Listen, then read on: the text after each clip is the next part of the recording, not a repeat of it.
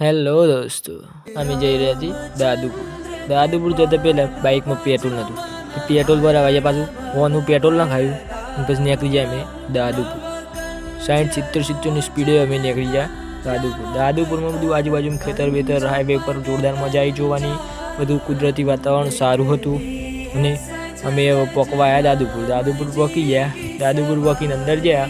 અંદર જઈને જોયું તાણે તો સરસ મંદિર છે. અંદર મંદિરમાં અમે દર્શન કર્યા. તમે જોઈ શકો છો. જય જય હનુમાન દાદા.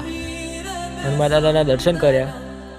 પછી બહાર આવ્યા, થોડા ફોટો લીધા અને અમે આવા નીકળી ગયા પાછા ઘેર આવતા આજુબાજુમાં જોતા આવ્યા તો ખેતર વળોક મસ્ત આવે છે, વચ્ચે નદી આવે છે, બધું મસ્ત વાતાવરણ આવે છે. તો જવાલાયક સ્થળ છે દાદુપુર હનુમાન દાદા સત્ય છે. જય હનુમાન દાદા. અમે એન્ટ્રી લઈએ છીએ હવે હિંમતનગરમાં. આ હિંમતનગરમાં એન્ટ્રી થઈ ગઈ અને હવે જઈ રહ્યા છીએ ઘેર.